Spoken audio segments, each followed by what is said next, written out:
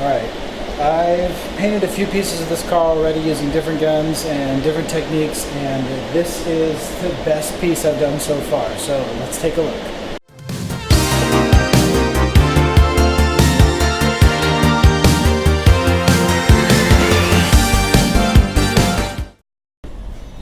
Hello everyone, and welcome back to another video. I hope you're all doing excellent. Today, what I'm working on is getting ready to paint this bumper cover for the Rx7.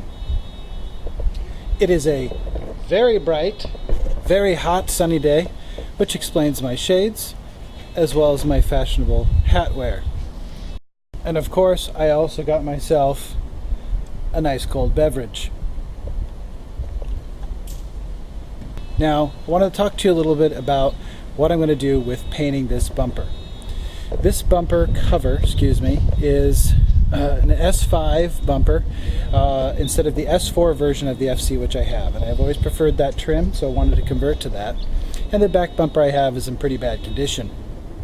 Now, if you saw the previous video I put up about painting the Rx7, I've been teaching myself how to do automotive bodywork and paint, and this bumper doesn't need much work.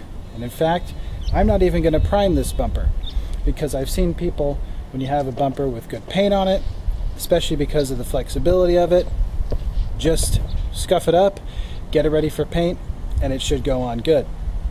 So that's what I'm going to do here. Also, previously I was using a Harbor Freight Purple Gun Special to do the painting, and I found a new model that I tried out in a previous video as well, and I think I like that a little bit more. So I'm going to link those two videos together, which might be why you're here now, and I want to show you my results with that gun instead. So what I need to do right now is finish scuffing this up. Now you can see most of it I scuffed up, and I first started with flexible sanding blocks and high grit sandpaper, and that was okay.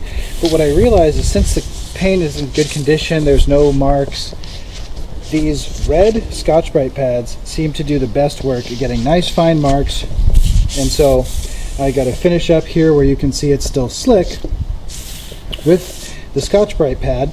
Then I'm going to go ahead and clean it off, and we'll take it into the garage spray booth, and you can take a look at how the final process goes with the new spray gun.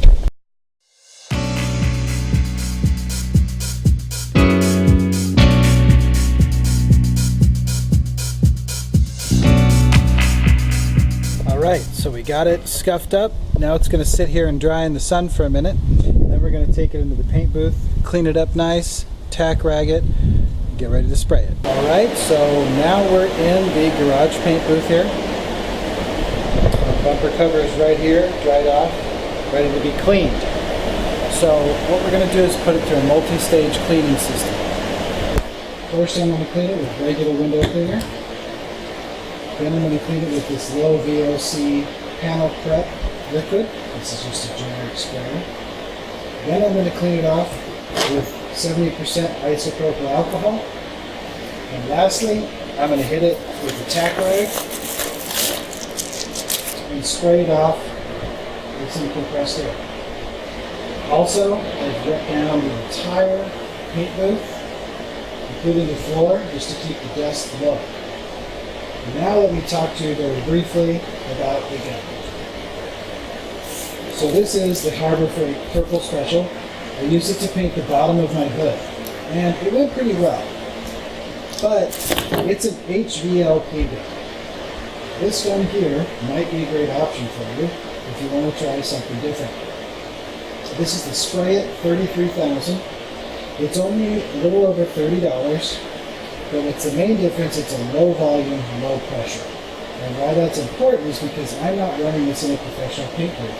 I have a Harbor Freight compressor trying to push all this air through, so the lower volume makes this gun work better.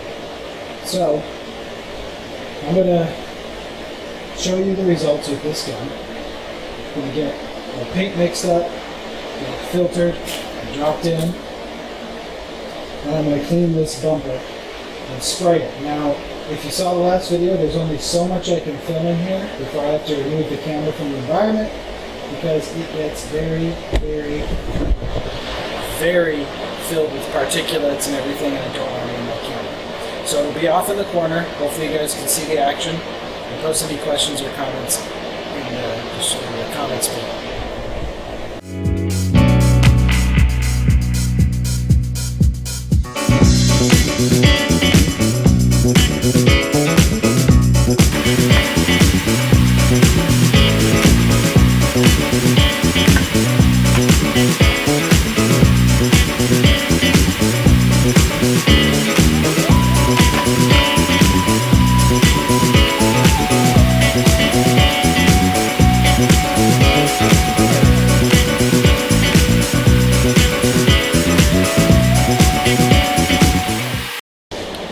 Okay, so now I'm going to go ahead and get the SPRAYIT 33000 set up to get a good spray pattern on this cardboard piece behind me, and we'll see how it does.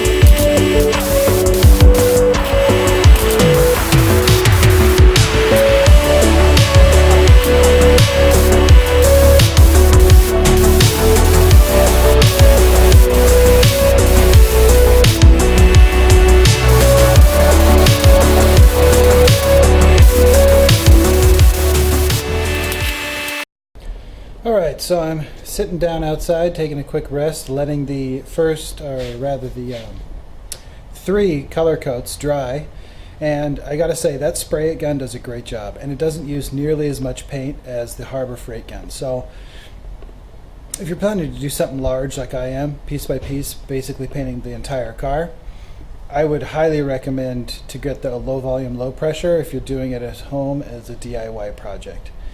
In just a little bit, once it's flashed, I'm going to go ahead and go in there and hit it with a clear coat and then let that dry, and I'll show you the final finished product.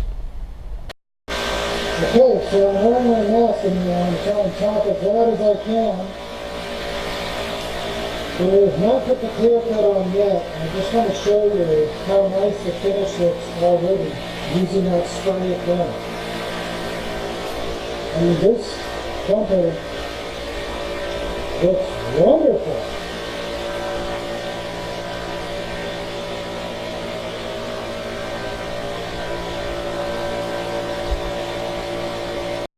So I just finished tack ragging the finish behind me, and I can tell you that you can barely see any white on this cloth. Okay, now when I used the Harbor Freight gun, it left a lot of dry overspray. Now I got a little bit off, but nothing compared to what I found with the Harbor Freight gun. So it's more efficient with the paint, even with the small compressor, and it lays it down nice and wet. That's why it got such a great finish. So now I'm going to set up the gun. I'm not going to change the settings at all. It's spraying between 40 and 60 psi, depending on how good the compressor's doing in its run cycle, and see how the clear coat goes on.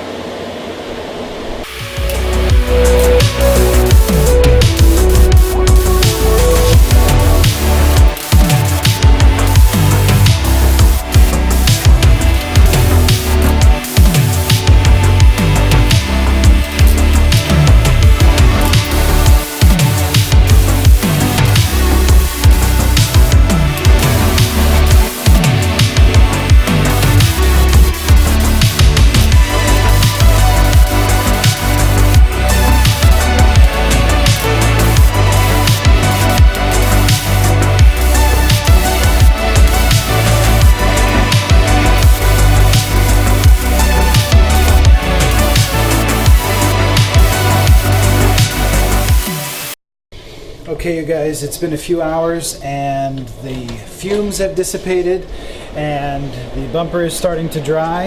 It's nowhere near completely cured, so can't touch it or move it or anything, but I got to show you the results, so come with me.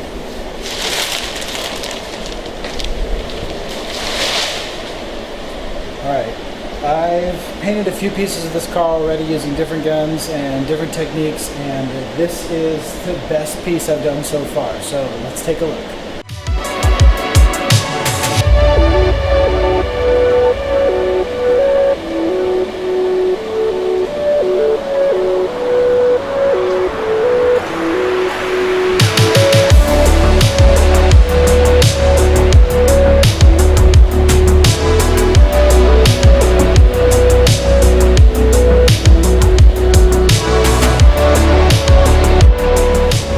You can see it's looking really good.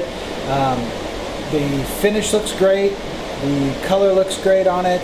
Also, I think the process I used, spraying everything down, making sure that I dusted everything and I cleaned this place, detail cleaned it this morning a lot, and it helped a lot not getting anything into the finish of the clear coat.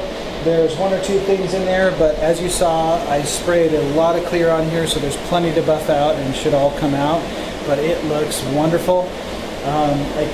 I mean, I'm not an experienced painter, but coming from a DIY, completely amateur perspective, when you're talking about using these cheap guns that are on the market, I gotta say, you gotta check out the SPRAYIT 33000. I got it on Amazon. I'm gonna leave a link in the description below. It means a lot if you click that link, check it out, and if you purchase one, it'll help us out a lot on the channel. I think it's well worth the money, and if you're using a DIY setup, I don't think it can be beat for the price when I shopped around. So we're going to end the video here. Thank you again for watching. Please remember, like, comment, and subscribe, and we'll see you guys in the next one.